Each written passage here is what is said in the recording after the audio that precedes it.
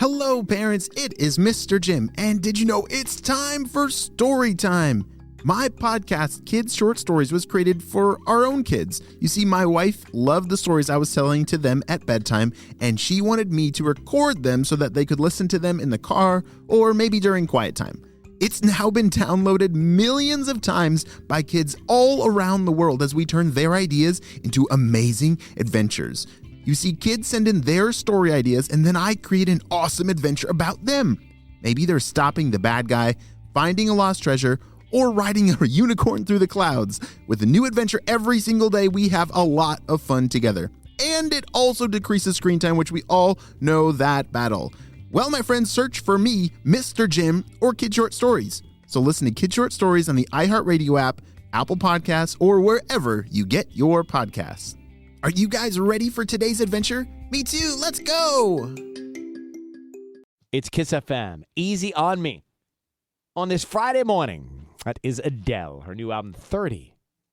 I saw that CBS special on Sunday night. Wow. I mean, it was breathtakingly gorgeous. The whole setting and the singing. They were saying what? They were saying there's like 9 million viewers, more viewers than the Oscars got for that special. Yeah, I think it will continue to creep up in terms of its final numbers because people taped it. Right. And we'll watch I watched it back. Monday. And here she is. Adele joining us now. Adele, hi. Hi. Hi there. How are you? I'm well. How are you doing? I'm all right, thank you. And thanks for having me. So what does it feel like now this week with the music out into the world and people responding and reacting to such personal and intimate songwriting? It's definitely a little bit overwhelming, but I also knew what I was putting out there and stuff like that. I'm just so glad that it is reaching people, really. Yeah. That people they do genuinely seem interested and ready to hear a new record from me, which is obviously, there's nothing really more I can ask for. It's like I've said already in a few other interviews, like I was hoping it would come out last year. Mm-hmm. Just like, a lot of people were hoping a lot of things would happen last year for themselves. So I've definitely been sitting on this record for a lot longer than any of the others, which has actually been quite nice, but definitely feels a little bit like it's definitely time. And I heard you say earlier this week in the special, this was your son's first time really seeing you perform in concert with people? Yes, absolutely. Oh, he's never seen me perform. Even when I used to take him to the sound checks, he'd see me like do a bit of a song and stuff, but he's never seen me like properly sing a whole song or a show at all. It was his first. He was too little last time. What did he say to you after he saw you perform for the first time? He loved it. And a couple of his best friends came as well. So I think that was really nice for him, to be able to experience it with them. I mean, it wasn't, he didn't like shower me with praise or say anything sort of like wild or anything like that. But he did enjoy it. Very much. So it made me so emotional. And I was looking at him the entire time. And that doesn't throw you off? It obviously it didn't, but it doesn't throw you off? I was so it really threw me off. Yeah, it really, it was I was really nervous. And obviously, I always talk about how nervous I am, but it was a different kind of nerves. Sure. I was terrified of his opinion. Well, you were going through a very difficult time, as you've spoken about when you wrote the songs on this album. We're going to get to those songs in a minute, but you were going through a divorce, and this is something that impacted you, your son, your family, something that you didn't take lightly, something you really struggled with, but you've also said that you want this album to be dedicated to your son. Tell me more about that dedication. I just wanted to really sort of, chronicle how it my thought process and my emotions throughout all of it, which was, it was hard for me to be able to say that to words, to him during the whole thing. So I was, I'm much better at talking about how I feel in my songs than in real life. And I just wanted something for him when he's older. If he ever has any questions that I've, been unable to answer, or if he has any questions that he didn't want to ask me or was scared to ask me, that I think that I would be able to answer a lot of them in this record of how complex and how much it made me so sad, Mm-hmm. And I think there's often a lot of people think the person that leaves a marriage is fine, and is the one that sort of comes out on top, and it hasn't really been like that, so just wanted to let him know that was such a big decision, and it was a hard decision, and it was a sad decision, but I had to make it, you know? Well, I think so many people are in relationships and they're trying to do the right thing for their child, but is it the right thing for them and their child in the long run? And it seems to be that intersection, which is such the challenge. Yeah, absolutely. I think a happy parent is a happy child, you know? I really do think it bleeds over like that, for sure. And you say you can't really talk about these things as easily as you can write them down and then let other people share in them. Yeah, I'm just, you know, I'll get nervous or I'll get uncomfortable, like being I mean, I'm definitely getting better at it, like, you know, now that I'm getting older and stuff like that, but I'll just, you know, I'll hold back a little bit in conversation. And that's always been the case, you know, that's why I always enjoy writing music so much and writing my lyrics and stuff like that. But yeah, I definitely tend to go there more with my lyrics than in conversation. Yeah. And if it wasn't such a difficult time in your life with so many different emotions, would there have been an album 30? Would there have been an album about completely different things? Where would we be? Probably. Yeah, I definitely think I would have definitely wanted to head to the studio anyway. I don't know what that record would have sounded like, but yeah, definitely, for sure. So interesting. Let's get a break. When we come back, going to play a new track. It was inspired by finding, I think you said yourself, in the dating world. Hang on. Free gas in 1 minute.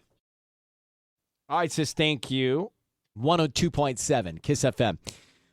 So Adele is with us here, and you also, I know, rely on structure when you're not working. Structure. You said that's important. That's been important in all of this. Tell me about structure, how that looks to you and what that structure is like and what the structure is.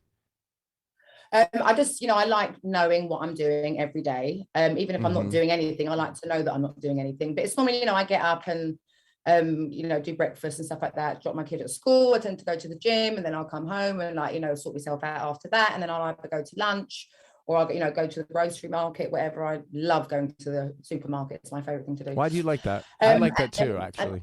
Oh, I do. It's just so chill. I just love it. Browsing, pushing that trolley. It's my favorite. Always has been.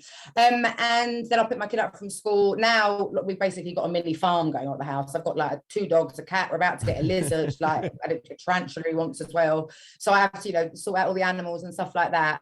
But I get very bored very quickly. That's why I love structure so much, like, you know, so it's a very Taurus thing as well. So that's what I'm, you know, I mean by structure. Yeah, it's just knowing what my plans are and making sure, you know, I'm never late. I'm never You're late. always on time.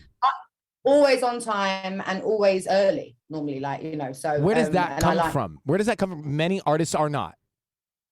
No, I know, it's so annoying. It comes from, I used to be, my mum is late for everything and it drives me insane. Right. Like hours late. And I used to be late for school a lot when I was a teenager. And I remember my music teacher said to me, "You're never going to get hired for anything if you turn up late." And then I've just never been late since. I think it's rude. I think it's really rude when people are late. I like running on time myself. And for the record, you were early today before we signed on. So everybody should know that. This album, you've acknowledged, needed to come out, I guess, a year ago, and definitely now. Had it not come out now, what would happen? I don't think I would have put this album out because it's, you know, if it had to go, you know, if it was going to come next year or something, I think I just really would have been over it because that, you know, the record's not specifically about my divorce. It's about me having to really address myself, you know, after going through a divorce.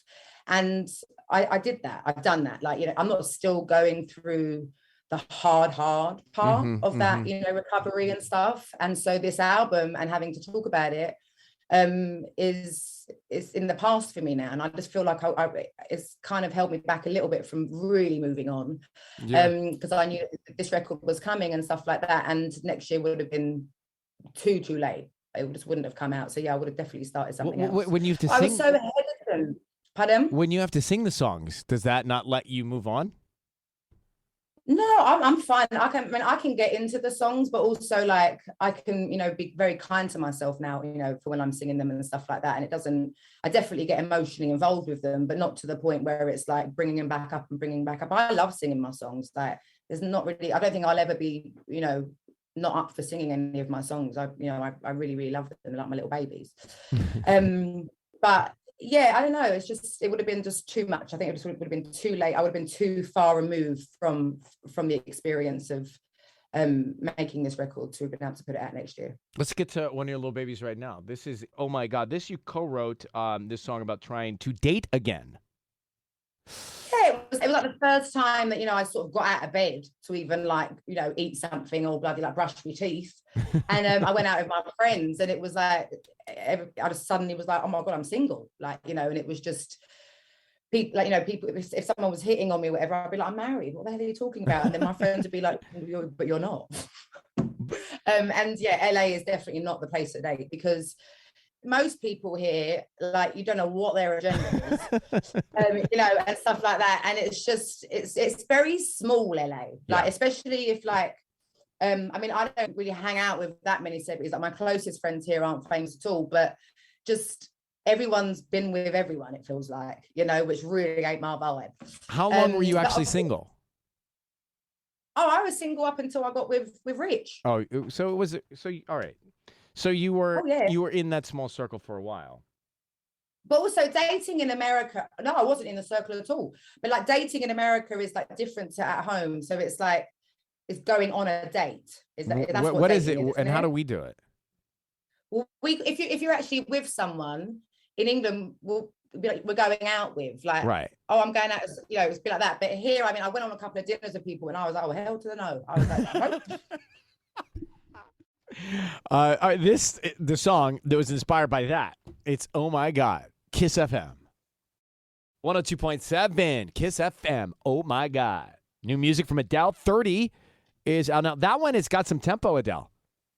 It does, I know. A rare gem. I like it. What's it like to listen to you? I've had to listen to so much of my music recently. Doing the mixes, and then, not only the Griffith Observatory one, but I did one in the UK as well. I did it a couple of weeks ago when I was there, and it's, having to rewatch the show over and over again for editing and stuff like that, because I'm really hands-on with all of that. Did you see all of the special from Sunday night? I helped edit it. Yeah, it was. All that you have an eye for editing. It was beautiful. Oh, thanks, Bang. I could not.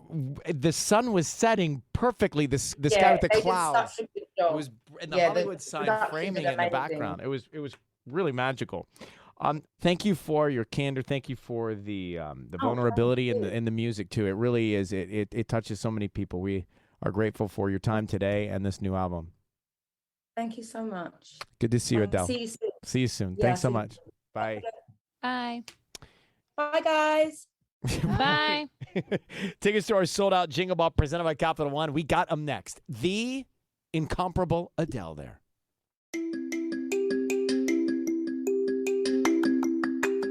Hello, parents. It is Mr. Jim. And did you know it's time for story time? My podcast, Kids Short Stories, was created for our own kids. You see, my wife loved the stories I was telling to them at bedtime, and she wanted me to record them so that they could listen to them in the car or maybe during quiet time. It's now been downloaded millions of times by kids all around the world as we turn their ideas into amazing adventures. You see, kids send in their story ideas, and then I create an awesome adventure about them. Maybe they're stopping the bad guy, finding a lost treasure, or riding a unicorn through the clouds. With a new adventure every single day, we have a lot of fun together. And it also decreases screen time, which we all know that battle. Well, my friends, search for me, Mr. Jim, or Kid Short Stories. So listen to Kid Short Stories on the iHeartRadio app, Apple Podcasts, or wherever you get your podcasts. Are you guys ready for today's adventure? Me too, let's go!